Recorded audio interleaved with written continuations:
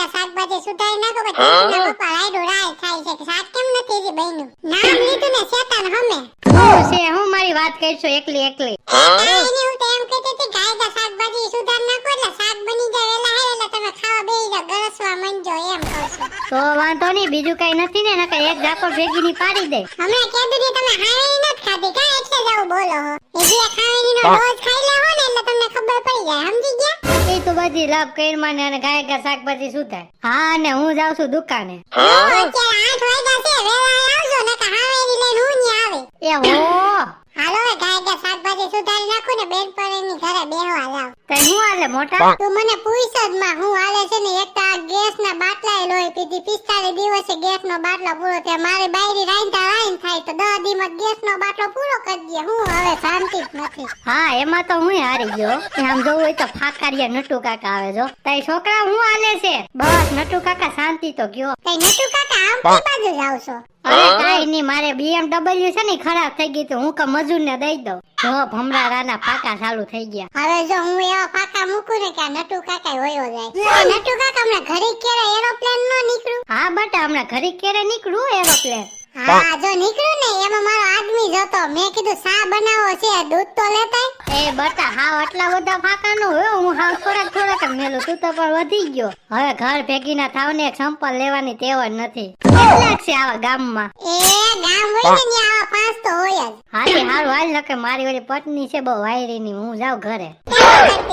અરે કાઈ નહીં હું ટીવી જોતી હતી ક્યાં તો તું આવી તને ઓલી નાથી માની ખબર છે કાઈ હે ગામમાં નાથી માની ખબર આવી ગઈ શું છે ખબર કે તો ખરા એમાં હું હતું ખબર નાથી માં કપડા ધોતા હતા કપડા તો ધોવાઈ ગયા સાનુ મને ખુરશીએ બેઠા હતા ને તો ખુરશી હતી જૂની હાવ પેલાની તો જેમ બેવા ગયા ને તો ખુરશીનો પાયો ભાંગ્યો ને ઢીંડું ભાંગી નાખ્યો ઓહો એવું બધું થઈ ગયું તો હાંજે ખબર કાઢવા જાવું જોહે ઈ તો બધી બરોબર તને ઓલી ખબર હે સંગીતાની છોકરી ભાગી ગઈ હે સંગીતાની નો હોય સંગીતાની છોકરી તો હાવ હોજી હતી કાન હોજી નહોતી હું જઈ માથે સરું ધાબા ઉપર તે ફોન માં વાતો જ હોય નકરી ફોન કાનમાં જ હાલો હાલો જ કરતી હોય ઈ તો તને ખબર હોય ને બાજુમાં રહેતા હોય કે નકર અમને તો હાવ હોજી જ લાગતી લે આલે મારા નણંદનો ફોન આવ્યો એલી ઉપાડ તો ખરા એ જય શ્રી કૃષ્ણ હું કાલે આવો છો આવો કે તમે ન આવતા તો ભાણિયા ને ભાણકી આવે છે અરે મોકલો વેકેશન હવે પડી ગયું છે ને આ વેકેશન માં આયા મામન્યા નો જાય તો બીજે ક્યાં જાય એ જય માતાજી હો રાખો આ મૂકી દે કેટલા વાગે આવશો આ ખાઈ પીને ન મોકલતા ખાવાનું આયા છે મારા ભાઈ ને એ કાલે આવે છે એમ ને ભાણિયો ને ભાણકી રોકાવા હા ઈ ભામ આયા આવે છે હા તો એમાં હું વાંધો મામન્યા નો રોકાય તો બીજે ક્યાં રોકાય તું તારા છોકરાને મામન્યા મોકલી દેશો ઈ નો મોકલી દે અરે ઈ મને ક્યાં વાંધો છે કે પેલા છોકરા બહુ અપલકડીના છે એટલે ઈ ગમે એવા હોય હાસવાની જિમ્મેદારી મામીની હોય હા તે હાલ મારે ઈ તૈયારી નહીં કરવી પડે કાલ આવે એમ છે તો એ તમને કહું છું સાંભળો છો કાલ ભાણિયા ને ભાણકી આવવાના હે બેન નથી આવવાની નાગીન નથી આવવાની નાગીનના બચ્ચા આવવાના હે હે હું બોલছো તું એ હું એમ કહેતી હતી કે ભાણી આવવાના છે એમ તો વાંધો નહીં ન્યા હાવ સાનું મને હો તોફાન કરવાની જરૂર નથી ન્યા તારા મામાને ફોન તો કર્યો છે હદ વસારે ઈ તેરી જાહે હો હા બધા લઈ લીધા ને બાકી નથી ને કાઈ નાના પપ્પા બધા કપડા ભરી લીધા તો મામા નહીં થોડા કપડા લઈ ગયે તારો મામો છે દીકરીના પેટનો